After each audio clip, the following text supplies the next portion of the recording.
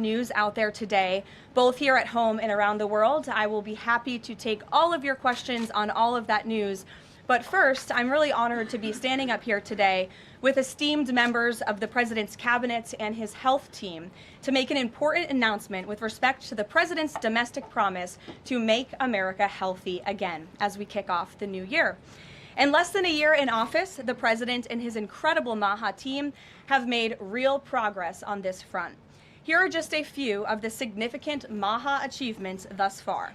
More than a dozen food manufacturers and trade associations have made commitments to remove artificial and petroleum-based food dyes from their products.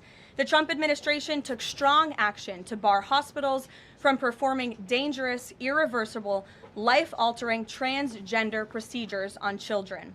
The Trump administration announced funding awards to states through the Rural Health Transformation Program, an unprecedented $50 billion investment established under President Trump's One Big Beautiful Bill.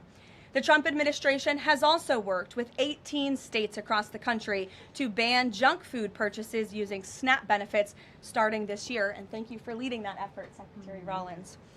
Additionally, President Trump took historic action to secure most favored nation drug pricing and secured deals with major pharmaceutical companies to massively lower the cost of prescription drugs.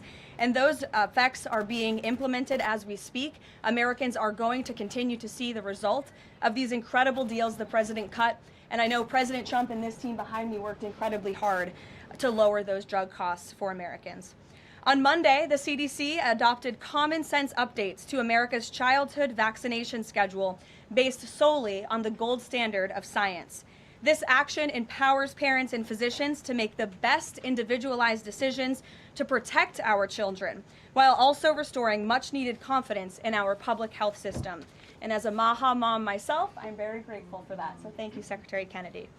To build on this progress, the Trump administration is now updating federal nutrition standards and guidelines to ensure that Americans have the most accurate, data-driven information supported by science and hard facts, not special interests or partisan ideology.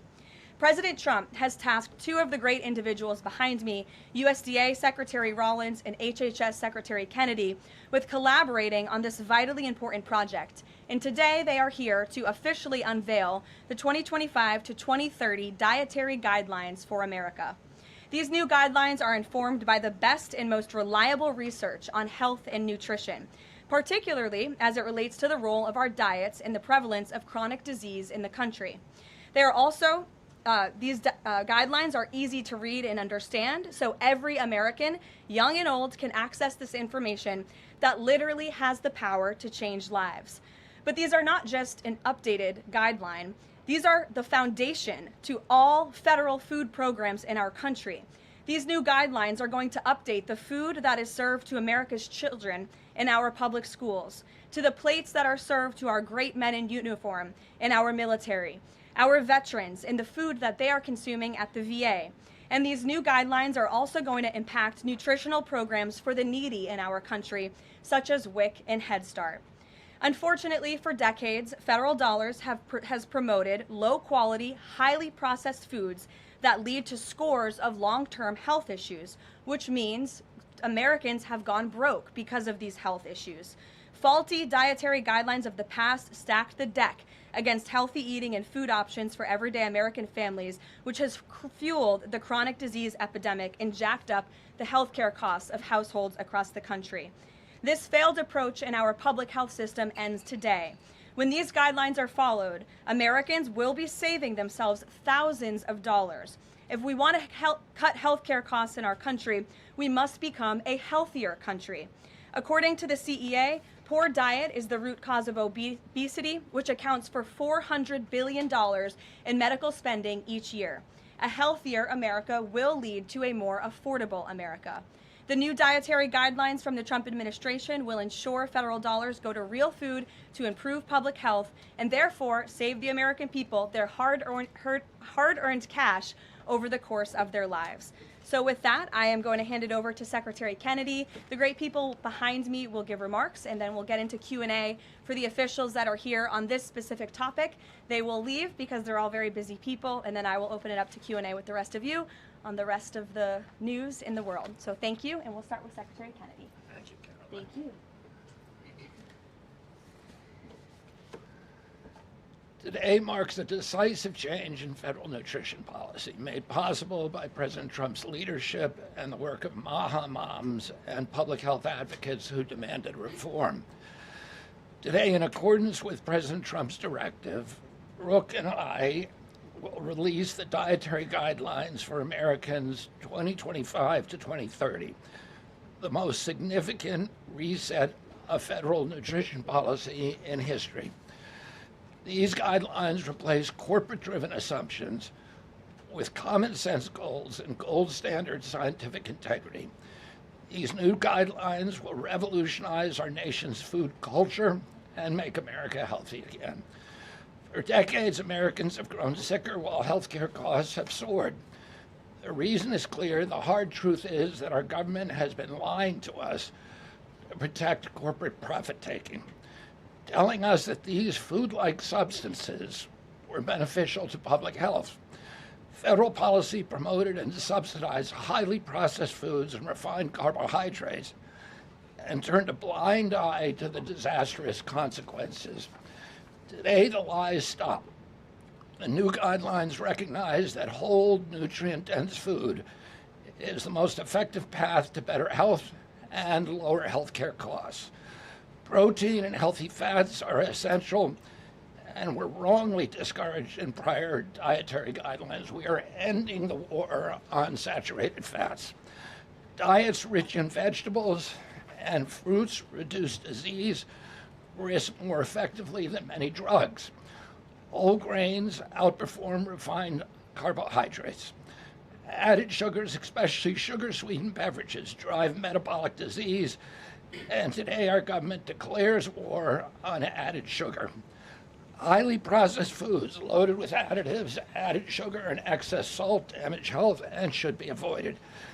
As Secretary of Health and Human Services, my message is clear: eat real food.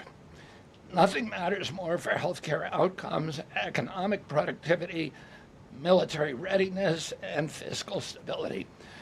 The dietary guidelines shape dozens of federal feeding programs, including Head Start. These standards affect 45 million school lunches every day, meals for 1.3 million active duty service members, and food served to 9 million veterans in VA hospitals. Today begins the work of aligning those programs with affordable, whole, nutrient-dense food. Implementation requires coordination across the government. I'm working with many of my fellow cabinet secretaries to deliver results. I want to thank Bobby Mukamala, thank you very much, who is the president of the American Medical Association, for committing to mobilize the medical community on nutrition. And I thank also the American Academy of Pediatrics for partnering on this effort. I also look forward to working with Dr. Jay Bhattacharya and Dr. Marty McCary to fund and prioritize rigorous nutrition research at the NIH and at the FDA. The stakes are measurable and severe. A Johns Hopkins analysis estimates that 48% of every federal taxpayer dollar now goes to healthcare. The CDC reports that 90% of healthcare spending treats chronic disease. That means that 40%, 40 cents of every dollar that taxpayers pay in this country is going to treat diseases that could be averted through good food. The United States has the highest obesity and type 2 diabetes rate in the developed world. We spend 3 times more per capita than the European Union on healthcare, yet our life expectancy is 5 years lower, largely due to diet-related chronic disease. Our childhood obesity rate is 5 times higher than countries like France. 1/3 of U.S. teens have prediabetes, over 35% are overweight, or obese, and 20% of young adults have non-alcoholic fatty liver disease. 77% of military-aged Americans are ineligible for military service because of diet-related conditions. If a foreign adversary sought to destroy the health of our children, to cripple our economy, to weaken our national security, there would be no better strategy than to addict us to ultra-processed foods. It's shocking that our own government helped to drive these cataclysmic changes in our diet. The damage is real, it is preventable, and President Trump has ordered it to end. If the United States reduced obesity, type 2 diabetes, heart disease, and Alzheimer's to Japanese levels, we would save approximately $600 billion a year.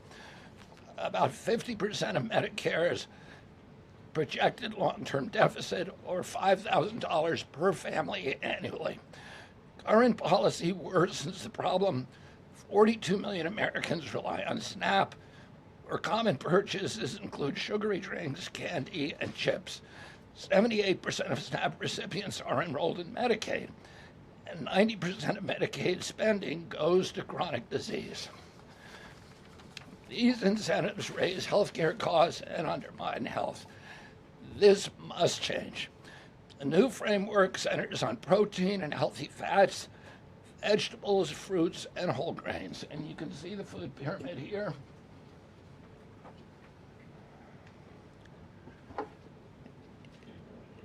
It's upside down, a lot of you will say. But it was actually upside down before, and we just righted it. For the first time, the dietary guidelines directly address ultra-processed foods and set firm sugar limits in federal procurement, driving a significant reduction in added sugar in school meals. I want to thank President Trump for his leadership and the partners committed to ensuring that federal food dollars support real food and better health. Thank you. And I want to introduce my partner and friend, Brooke Rollins, who is an extraordinary collaborator on this. Thank you. Well, good morning, everyone. Happy New Year. What a honor to be here. I think this is Karoline's first press conference back, and what a great way to start the new year, 2026. I want to thank Secretary Kennedy. Your commitment to the well-being of Americans is such a blessing to this nation. We have been working on these new dietary guidelines really since almost day one. Bobby and I were voted on the same day and sworn in on the same day. So I think the partnership from minute one has been real and extraordinary. As Secretary Kennedy mentioned, America is in the middle of the worst chronic health crisis in our nation's history.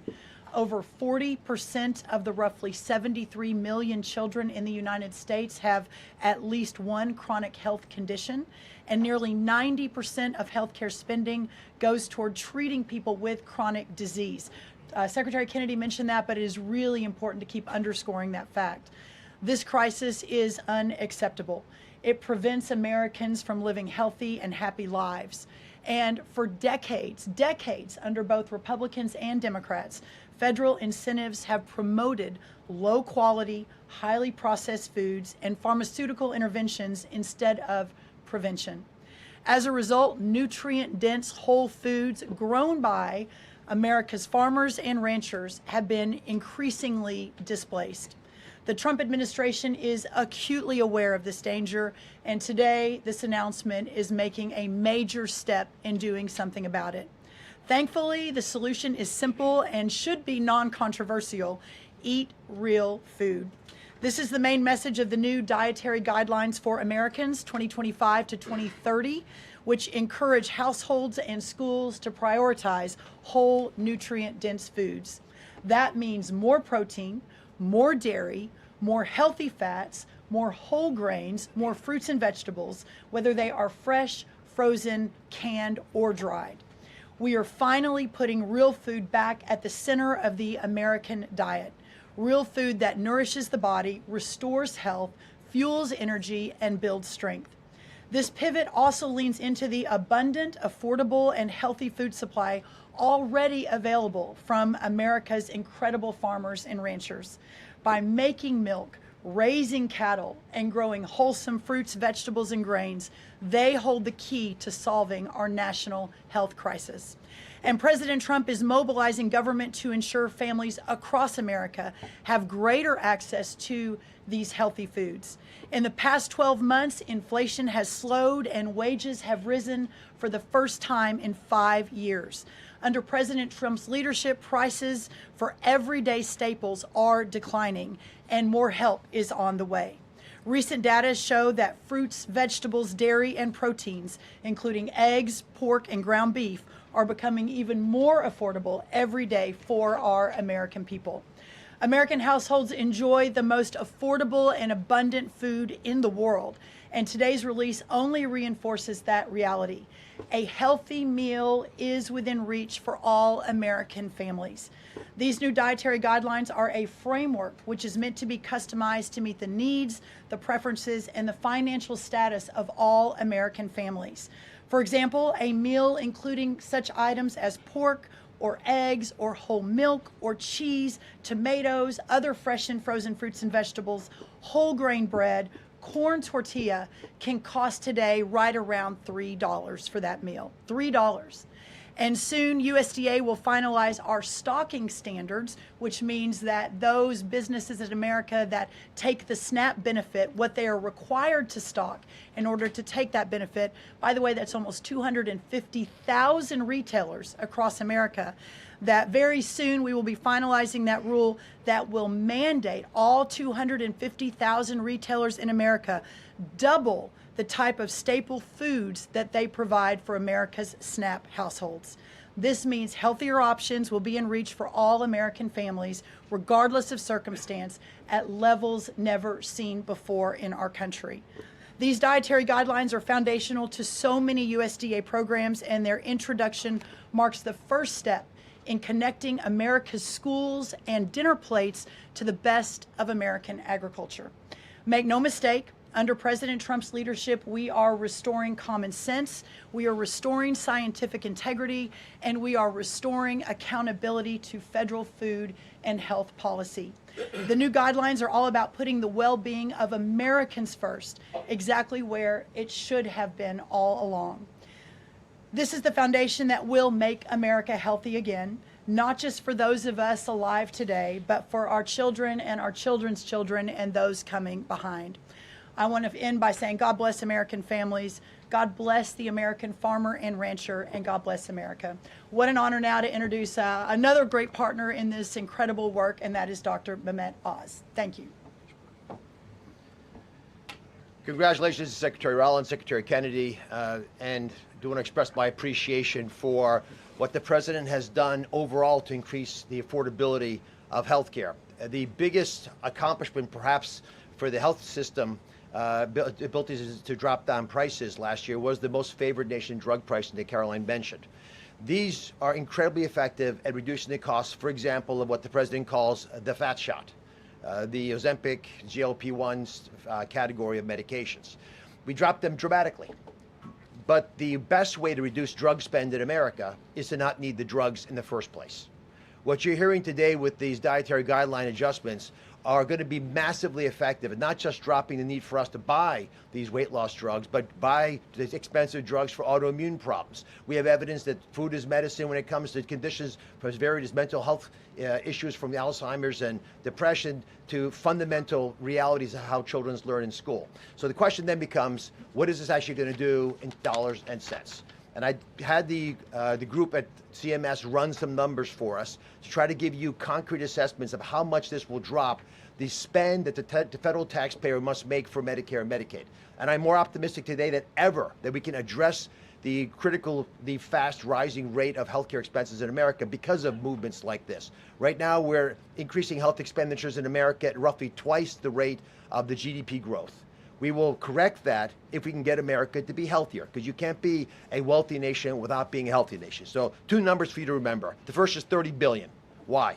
30% of healthcare costs are directly attributable to obesity. I'm not talking about indirect associated expenses, which are also present, but a very conservative number, 30%, are directly attributed to obesity. That's about $300 billion a year for just Medicare, If we were to affect obesity by 10%, which is an incredibly conservative and justifiable assumption that has been borne out in evidence-based dietary experiments and trials, just that alone is $30 billion of reduction of expenses for Medicare rather. That's also obviously correlated with Medicaid reduction in spending. In Medicaid, it's a different opportunity because in Medicaid, we educate children. 53% of children in America are covered by Medicaid or CHIP, and we have programs to teach kids and their parents what to eat, and how to make these dietary guidelines that Secretary Rollins, Secretary Kennedy have crafted with their teams into practice. It will dramatically change the natural history of how children are able to participate in life. But let me give you one last number. If we're able to get the average American, who today retires on average at age 61, get them just to work 1 year longer, because they feel so vital, so strong, so bullish about their future, because they're feeding their bodies nutrients that are essential to their high-functioning productivity, we will increase the overall GDP of our nation by trillions of dollars.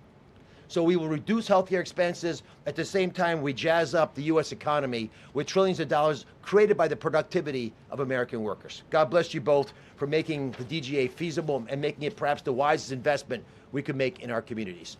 Marty Makary is one of my closest friends, the powerful leader of the FDA who's been taking brave steps along the line and has additional insights. Thanks. Thank you, Dr. Oz. Today marks the beginning of the end of an era of medical dogma on nutrition. For decades, we've been fed a corrupt food pyramid that has had a myopic focus on demonizing natural, healthy, saturated fats, telling you not to eat eggs and steak, and ignoring a giant blind spot: refined carbohydrates, added sugars, ultra-processed food. This study in JAMA now shows that 60% to 70% of kids are getting their calories from ultra-processed foods. That's an epidemic. We now have a generation of kids addicted to refined carbohydrates, low in protein. They are literally nitrogen negative because we've used old flawed studies that used urine nitrogen to estimate body protein metabolism, and they missed the mark. The old guidelines had such a low protein recommendation that we are increasing that by 50 to 100%. Kids need protein. The old protein guidelines were to prevent starvation and withering away. These new protein guidelines are designed for American kids to thrive, and they're based on science, not on dogma. We have 40% of our kids now with a chronic disease. It is not their fault. This is something that is the result of bad advice from the government and a medical establishment that for decades peddled research from a flawed 1960s model.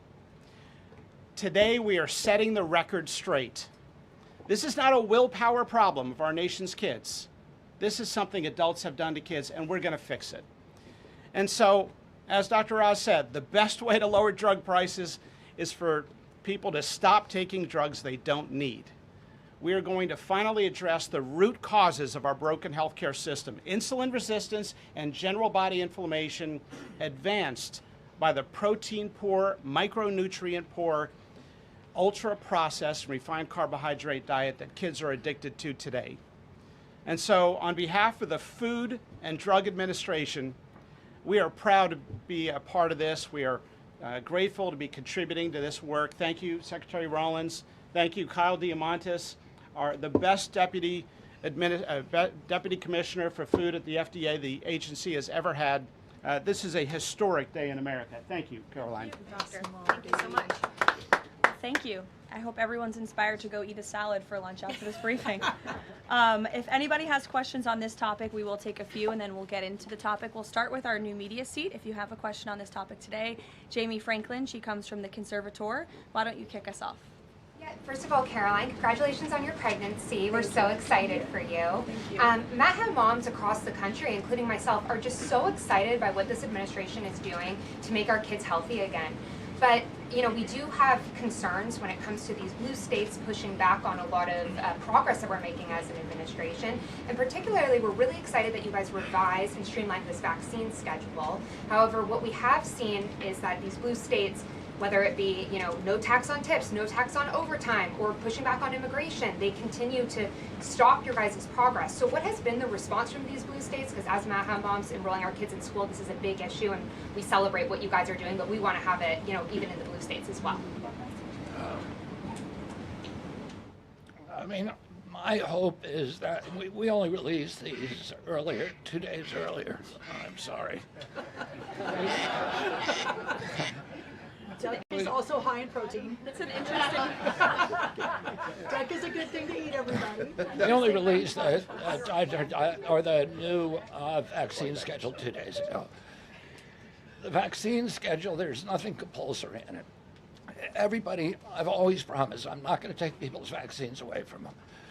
People who want to get vaccines, everybody who wants them can get all of the vaccines that were on the old schedule. They will all be paid for by the Vaccines for Children program or for the insurance the same as before. We release guidelines that we think are optimal to public health. They're the same with core vaccines that are required by the European community. And those nations all have much better health outcomes than we do.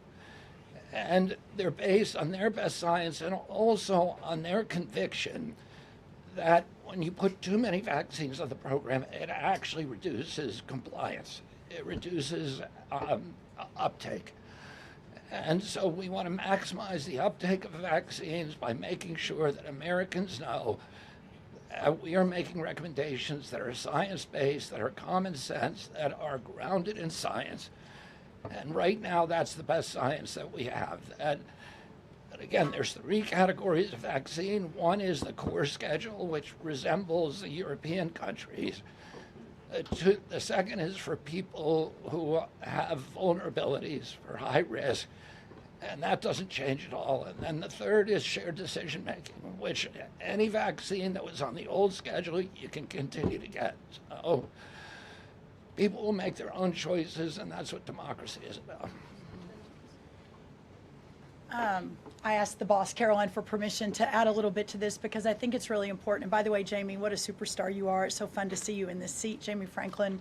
The blue state question is a really important one. And for those of us that are running agencies with these programs, I mean, I've talked to a lot of you already about how we have 22 blue states that won't give us their SNAP data so that we can figure out and ensure that those who really need these programs are actually getting these programs. Clearly, you all have been writing about Minnesota. California is next. We're looking at New York, some other states. The amount of fraud in all of these programs is absolutely stunning. And the challenge is, I mean, from Medicaid, et cetera, I know, Dr. Oz, you've talked a lot about that. This is a significant problem. And I think who's really harmed in all of this conversation and when these blue states aren't partnering with us to try to do this right is we say blue states and red states, but in those states, there are all kinds of our citizenry and that aren't all Democrat or aren't all Republican. We had a poll that just came out that had about 85% of all Americans believe that states should turn their data over on SNAP so that we can figure out where the fraud is and ensure these programs are going where they need to go. So my request of these blue states and these blue state governors is partner with us. Let us figure out how to do this better. Let us make sure that whether it's the vaccine schedule or the SNAP program or the Medicaid program or the child care program, that we are doing everything we can to protect every tax dollar, but to also ensure those who need it the most vulnerable in our society, are getting the programs they need versus those who A, are not even supposed to be here, or B, are cheating the system. Jeff. Thanks, Caroline. One of the changes that was made had to do with alcohol. Secretary Kennedy or Dr. Oz, could you explain the science behind the new language on not saying 2 drinks for men and 1 drink for a woman every day would be healthy, and whether or not the industry had an impact on the language of moderation versus just saying alcohol is not healthy and you shouldn't drink it? So alcohol is a social lubricant that brings people together. In the best case scenario, I don't think you should drink alcohol, but it does allow people an excuse to bond and socialize, and there's probably nothing healthier than having a good time with friends in a safe way. If you look at the blue zones, for example, around the world where people live the longest, alcohol is sometimes part of their diet. Again, small amounts, taken very judiciously, and usually in a celebratory fashion. So there is alcohol on these dietary guidelines, but the implication is don't have it for breakfast. Right, this should be something done in a small amount with hopefully some kind of an event that might have alcohol added.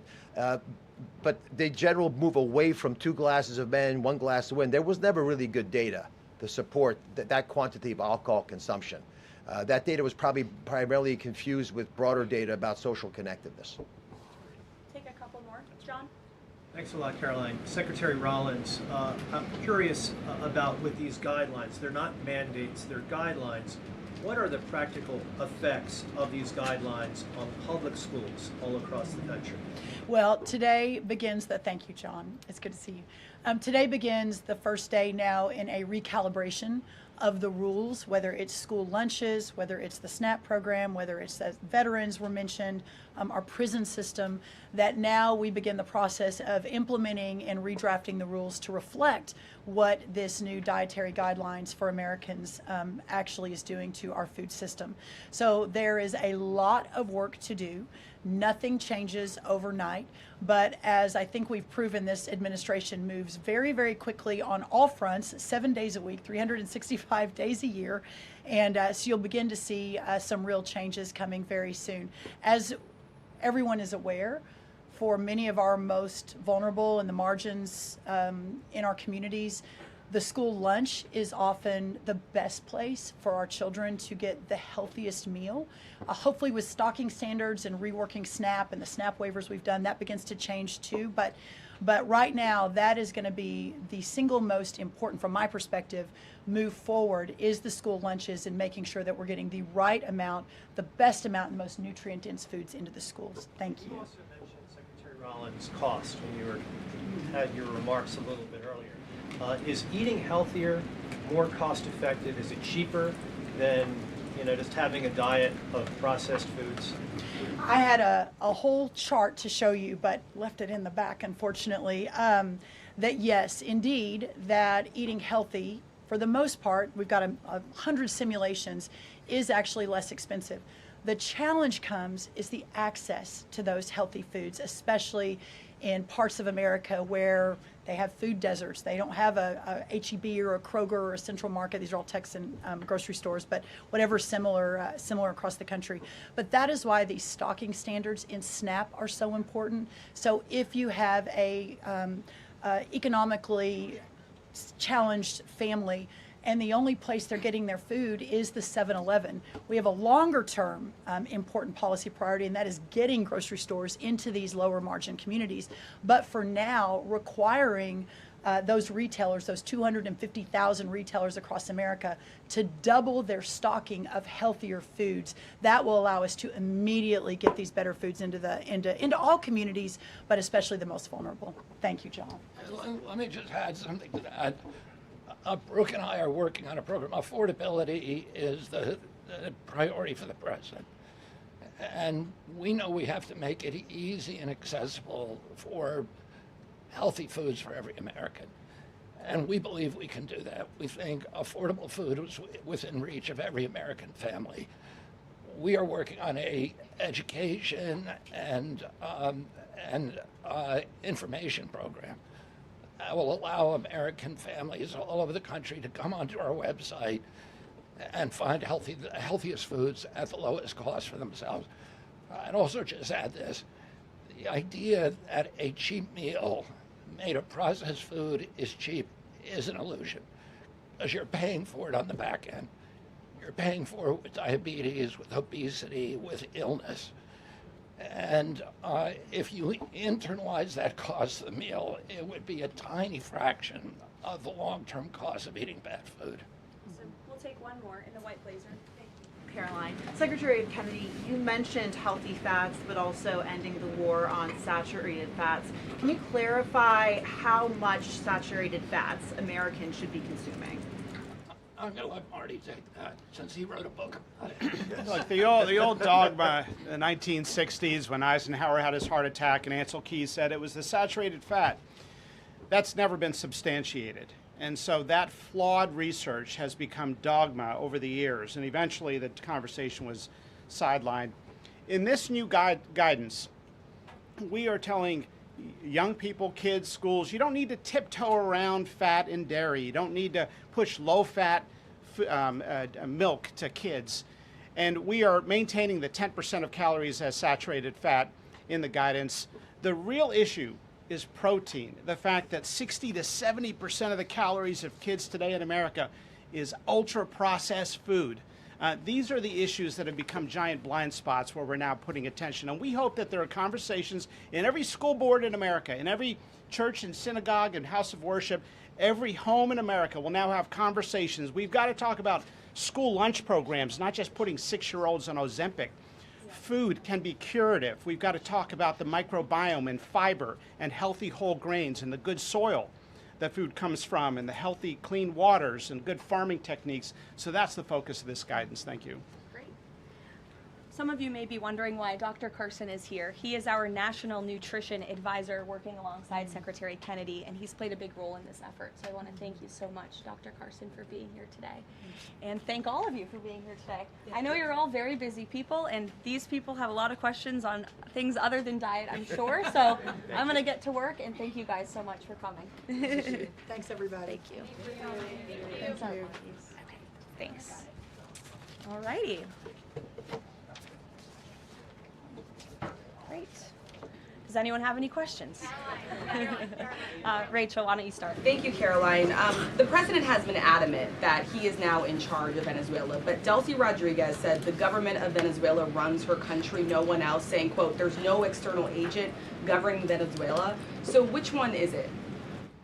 Let me just be very clear. This is the first time that I've addressed Venezuela from the podium since being back and since the historic and incredibly successful military operation, law enforcement operation conducted by our United States military that you all saw and the world witnessed last week. The skill, the might of the United States military and our country under the leadership of this president is on full display to the rest of the world. And let's just set the record straight. There isn't another military in the world who could have pulled off this operation. There is not another president in the world or in our nation's history who had the courage to authorize such a mission. And I think the world has taken notice that America is truly back. With respect to Venezuela, the Trump administration, led by Secretary Rubio, the vice president, and the president's entire national security team, is in close correspondence with the interim authorities in Venezuela.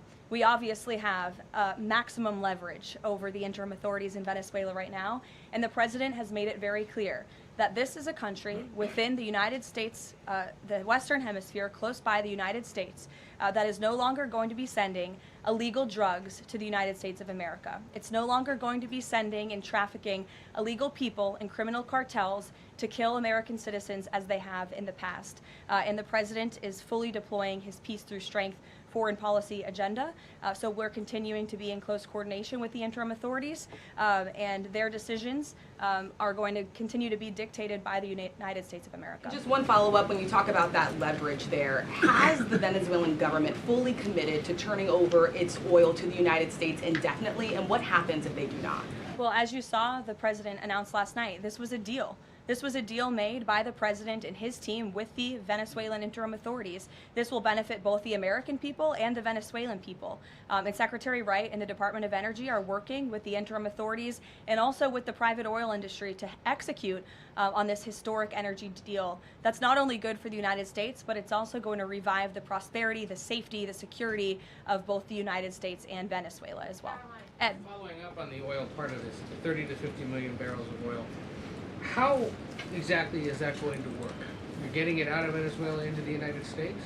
Yes, And then what? That's exactly right. So as you know, Ed, as the president announced last night, this was the sanctioned oil that was basically just sitting in barrels, sitting on ships because of the effective quarantine of the United States of America. And the interim authorities have agreed to release that oil to the United States, so it will be arriving here at home very soon.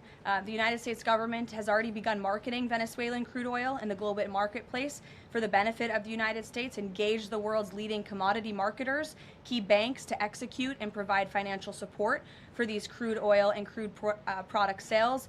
All proceeds from the sale of Venezuelan crude oil and products will first settle in U.S.-controlled accounts at globally recognized banks to guarantee the legitimacy and integrity of the ultimate distribution of proceeds, and those funds will be dispersed for the benefit of the American people and the Venezuelan people at the discretion of the United States government. It sounds like it requires a lot of private sector engagement and agreement And from the oil industry and the banking industry. Do you have that yet? There's a lot of private sector engagement that's happening right now. As you know, Secretary Wright, our energy secretary who's heading up this big project, is in Florida today meeting with some of these oil executives. And as we confirmed earlier, they will also be at the White House later this week. So they are absolutely eager to invest. They're eager about these opportunities. And Secretary Wright is a very well knowledgeable guy when it comes to oil and energy, and he's the perfect man for the job. Another corner of the world, Sure. real quick on Go ahead. Iran. Go ahead. So just to follow up on the oil, 30 to 50 million barrels is an initial tranche, if you will, and then what happens after that? I won't get ahead of the plans that the president and his team are currently speaking with the interim authorities about, but rest assured, there is a long-term plan here. Secretary Rubio and the entire team are working diligently on it, and this is just sort of the first action that you all are seeing. Ed. Thanks, Caroline. So in order to get these oil companies to invest billions in Venezuela, how will the U.S. reassure that their workers will be safe in Venezuela? Could there be troops involved?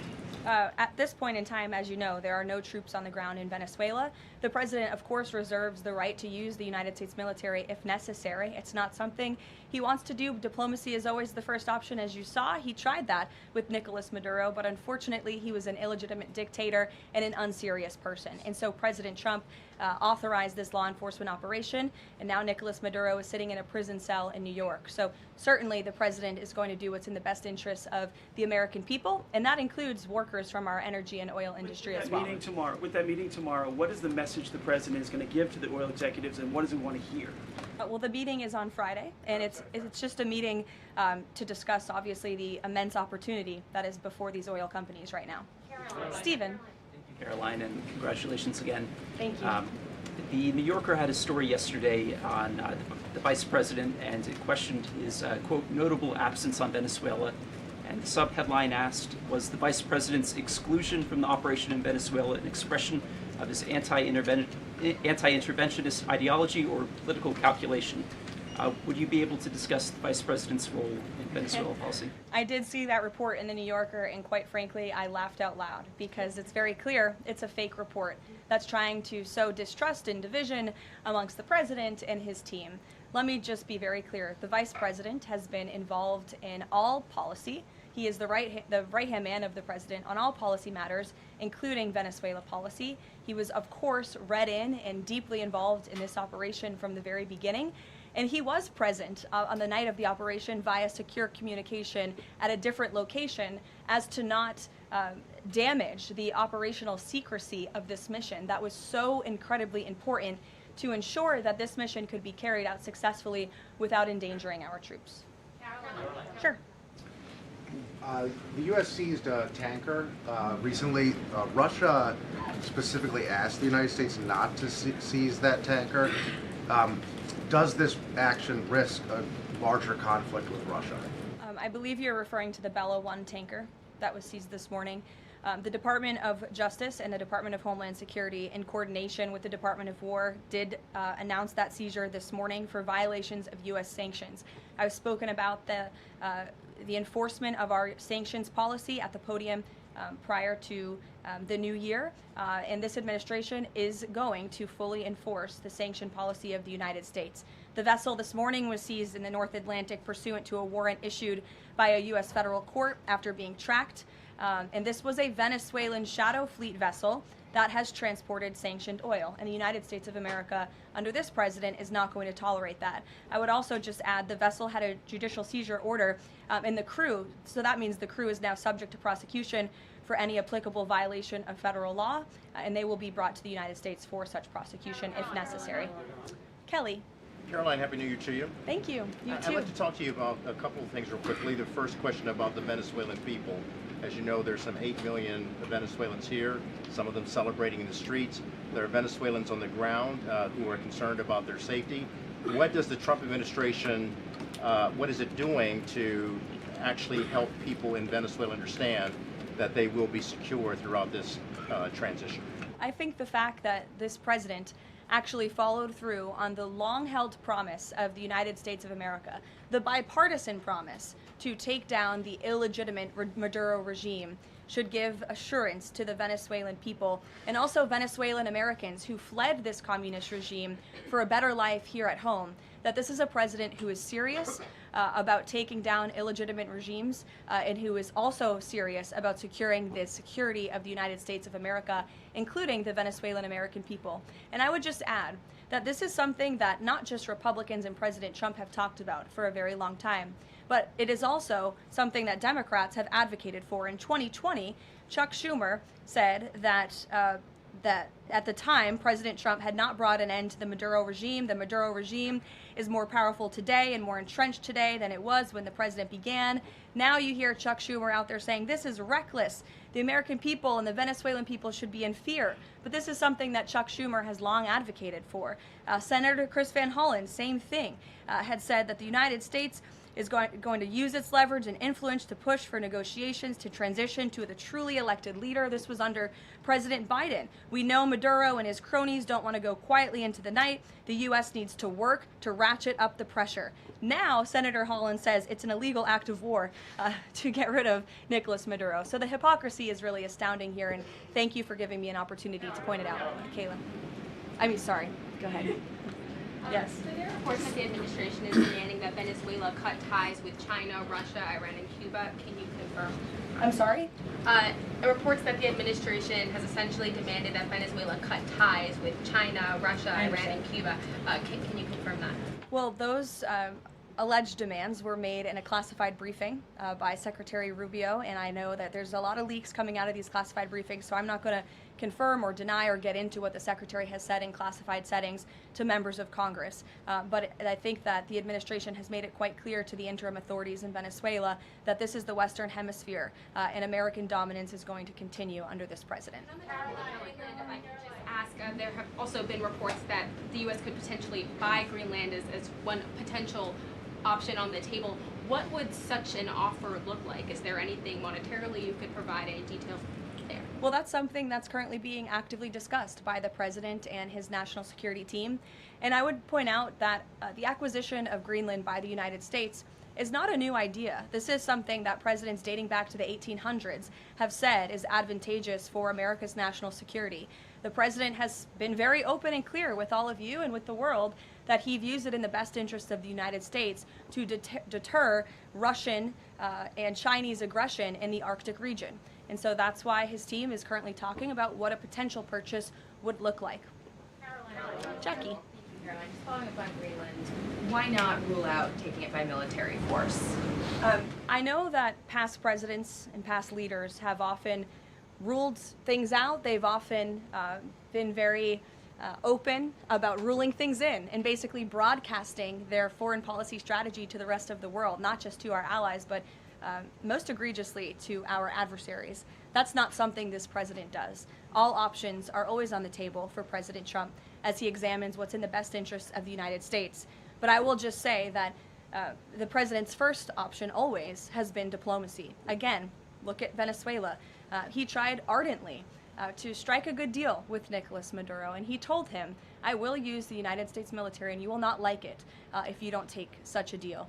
And look at what happened. With respect to Iran, the president said the same thing, right? He tried to have serious interest in a deal with the Iranian regime with respect to their nuclear capabilities.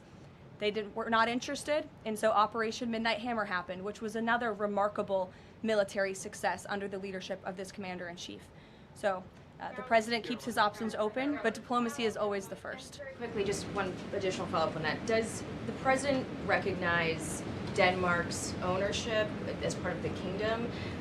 Because there have been some Republican senators questioning the claim that Denmark has to Greenland. Is the president in that camp with them, questioning the legality of I have not heard him question it personally, but you're welcome to ask him yourself next time you have the chance.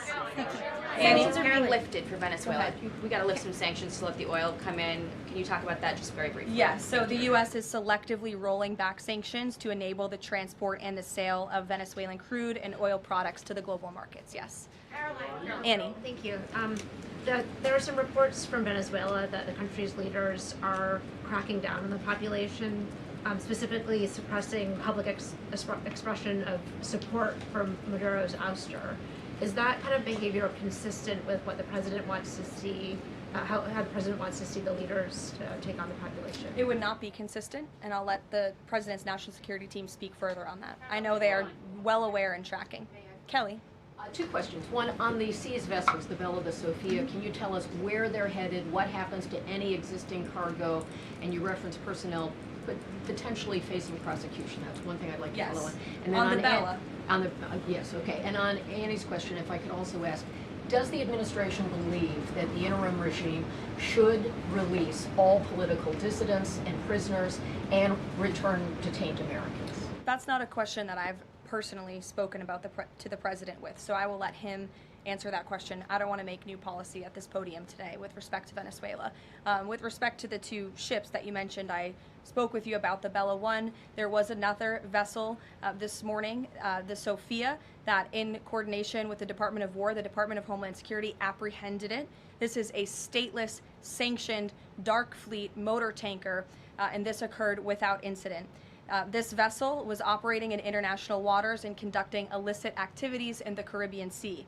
The U.S. Coast Guard is escorting the Sophia to the United States for final disposition. To answer your question, Kelly, directly, this was through Operation Southern Spear. The Department of War is unwavering in its mission to crush illicit activity in the Western Hemisphere. And as the President has repeatedly stated, we're going to defend our homeland and restore security and strength across the Americas. Dasha. Dasha, go. Caroline, thank you and Happy New Year. Thanks, you too. Two questions, one on Venezuela, one on Greenland. You've repeatedly at the podium called the current leadership in Venezuela interim leadership.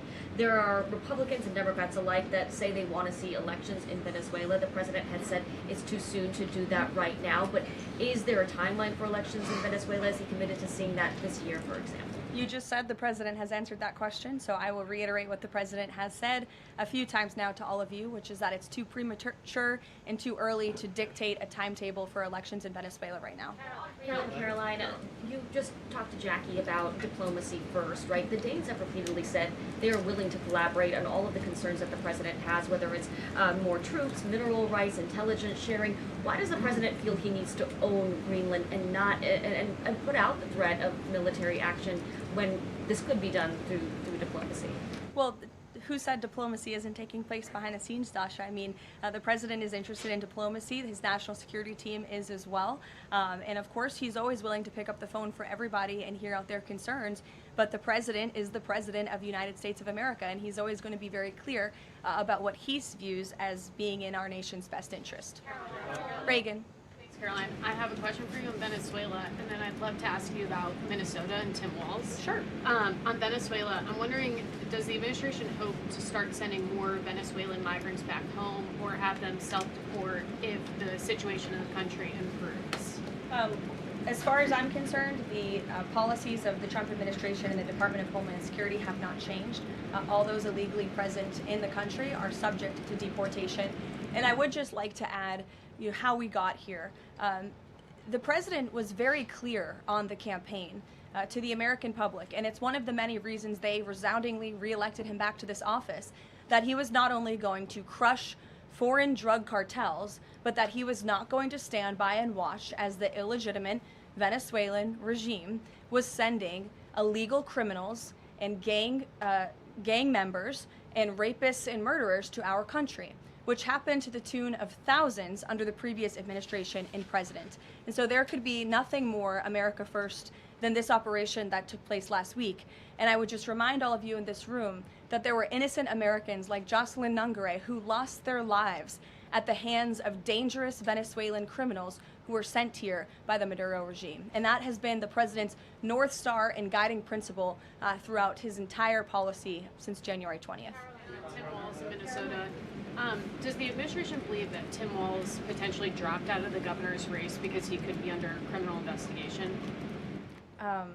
I don't know if there's a criminal investigation. If there was, I wouldn't be able to comment on it from up here, to be honest with you. But I think Tim Walz probably dropped out of the race because he realizes he no longer has the support of the people of his own state, which is a remarkable downfall considering he was the number 2 on the Democrat Party's ticket just about a year ago. When it comes to Minnesota, the fraud that we have seen, the wide scale of fraud is really remarkable. It's egregious. I would encourage every single journalist in this room to go to Minnesota and to cover it yourselves. As for the Trump administration, we have officials who have been on the ground almost every day. Secretary Noem was there yesterday. Secretary Bessent will be traveling there later this week to talk about the fraud and to do a roundtable on this very topic. And I would just like to leave you with an update. To date, the Department of Justice has charged 98 total defendants in several Medicaid fraud and related case programs. 64 were convicted, and 85 of the 98 charged were of Somali descent. The DOJ has also issued over 1,700 subpoenas, executed over 130 search warrants, and they have now added more attorneys to their office there to absorb the case flow. DHS is on the ground going door to door conducting large-scale criminal and HSI investigations. They have also sent approximately 2,000 agents to Minneapolis to assist with law enforcement and immigration enforcement. As I said, Secretary Noem was on the ground yesterday. The Department of Health and Human Services has also begun requiring a justification and photo evidence for all child care related payments nationwide, and they required Minnesota to conduct a full audit of all child care centers. They also froze $185 million in funding to Minnesota. And Dr. Oz, who was just here, also notified Governor Walz they're going to begin auditing Medicaid recipients and deferring payments on claims based on waste, fraud, and abuse. The Department of Labor is also conducting a targeted review of Minnesota's unemployment program. Department of Agriculture requiring Minnesota to conduct recertification for SNAP recipients, and HUD has launched investigations into the public housing. SBA has also suspended nearly 7,000 borrowers amid suspected fraudulent activity. So, with all of that, rest assured this is an all-hands-on-deck effort from the entire administration to get to the bottom of this and to ensure that the ripping off of taxpayers in the state of Minnesota, and it won't just be Minnesota, it'll be any state across this country where fraud has taken place, and we are protecting law-abiding, tax-paying American citizens. Phil. Thank you, Caroline. Just to follow up on Greenland, there are treaties already on the books that give the United States access to the island. They can construct and maintain military bases there. We can house personnel on the island. The U.S. has control of landings, takeoffs, anchorages, etc. So I'm curious if you could just spell out for the American public, what specifically would the U.S. gain by taking control of Greenland that the U.S. doesn't already have access to right now? More control over the Arctic region and ensuring that China and Russia and our adversaries cannot continue their aggression in this very important and strategic region. And there would be many other benefits as well that, again, the President and his national security team are currently talking about. Jeff, I'll give you another one. A broad sort of stand-back question on foreign policy. Are you concerned about increasing tensions with Russia because of the tanker seizures? And how does the U.S. action in Venezuela impact the ongoing relationship with China and the President's relationship with President Xi? I think the President has very open, honest, and good relationships with both President Putin of Russia and also President Xi of China. He has spoken with them numerous times, as you know, since coming to office about a year ago, and I believe that those personal relationships are going to continue. But as for the President and the United States, he's going to enforce our policy that's best for the United States of America. And with respect to these ship seizures, that means enforcing the embargo against all dark fleet vessels that are illegally transporting oil and only legitimate commerce, to answer your question much earlier, Rachel, determined by the United States, is going to be permitted. And that's the policy of this administration, and he's not afraid to implement it. One more stand back. Just one more stand back. I just asked the last one. I remember asking the president at the very beginning of his term if he was committed to Article 5 and NATO, and he said yes. Has his stance on NATO or his commitment to NATO changed? Did you see his statement earlier today? He said, we will always be there for NATO, even if they are not there for us. And I think that answers your question directly. Yes. Just to follow up on what Jeff was saying there, will the president commit that if any NATO members are attacked, the United States will come to it? Again, the president addressed this directly himself this morning after seeing the coverage from all of you in this room on television, and he made it very clear, we're always going to be there for NATO, even if they have not done right by the United States of America. And they have finally increased their defense spending at the request of this president, but it was only because of this president that they did that. We'll take a couple more. Michael, go ahead. Thank you, Caroline. Happy New Year and congratulations. Thank you. Two questions, if You I may. too. One on healthcare, one on Mexico. On healthcare, the president says he wants Republicans to be flexible on the Hyde Amendment in order to pass healthcare legislation. What is the White House's message to pro-life voters who say federal funding for abortion goes against their values? Well, the president did not change the administration's policy. It was President Trump who signed an executive order protecting the Hyde Amendment. It's the Trump administration that has taken multiple actions on various fronts to ensure that taxpayer dollars are not funding the practice of abortion. What the president was saying yesterday was Republicans, and frankly Democrats too, need to show a little bit more flexibility so we can actually get something done with respect to the issue of health care. Republicans have amazing ideas. The president himself, as we spoke about earlier, has launched this Most Favored Nation drug pricing initiative, has cut good deals with Big Pharma. He wants to see Republicans and Democrats too, if they're willing, codify those executive orders into law so that these good deals can remain and these prices can continue to be lowered long after this president and this deal maker in chief is gone.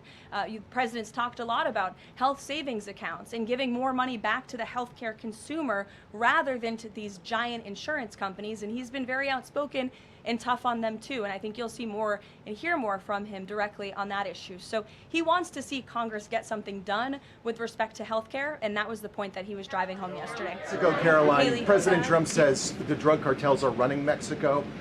What action does he need to see Mexico's president, Claudia Sheinbaum, take to prove that she's in control of that country, in control of those cartels? And does the White House believe she's able to do that without U.S. intervention?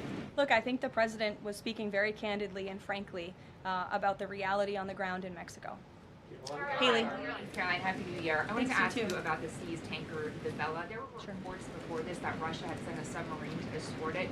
Was there any engagement with that submarine? And then was the deconfliction line with Russia used ahead of boarding that? Again, this was a Venezuelan shadow fleet vessel that has transported sanctioned oil. The vessel was deemed stateless after flying a false flag, and it had a judicial seizure order, and that's why the crew will be subject to prosecution. Mary. On Colombia, the president talked over the weekend and suggested that he would be open to an operation there. Should the president of Colombia be expecting Delta Force anytime soon? And then I had another one for you on California. That would be a very unwise question for me to answer, to weigh into. What's your next question? On California, can you share any more about the fraud investigation? The president said that there was one. Who's being investigated and where is it starting? Again, this is going to be a all-hands-on-deck government-wide effort. The president has directed all agencies across the board to look at federal spending programs in not just Minnesota, but also in the state of California to identify fraud and to prosecute to the fullest extent of the law all those who have committed it. Take one more. Sure. Thank you. Caroline, yesterday was the 5-year anniversary of January 6th. Democrats and mainstream media continue to push their big lie that it was an insurrection and that police officers died that day. The reality is that 4 Trump supporters died on January 6th and 2 women were killed by January 6th police. Everybody knows Ashley Babbitt was shot in cold blood by Capitol Police Officer Michael Byrd, but there was another woman, her name was Roseanne Boylan from Georgia, and she was pepperballed, gassed, and ultimately brutally beaten with a stick by January 6th police officer Lila Morris. The Biden administration and mainstream media lied and told Americans Roseanne Boylan died of a drug overdose on Capitol steps. Her family is now asking for an investigation. Is the administration aware of the circumstances of her death, and will there be an investigation finally? Well, for investigation, I will have to defer you to either the FBI or the Department of Justice, and I'm sorry to have to do that. But with respect to all of the facts that you just laid out, the White House relished the opportunity yesterday to actually create a new website to share the facts with the American public, but also all those in this room. We knew the media would be covering January 6th quite a bit because they think it's something that the American people are still believing their lies on. They think it's something that still helps their case against this president. Obviously not, or else he wouldn't have been reelected in an overwhelming fashion in November of last year. And so I would encourage everyone to take a look at the website. It's quite well done. And thank you all very much. It's great to be back with you.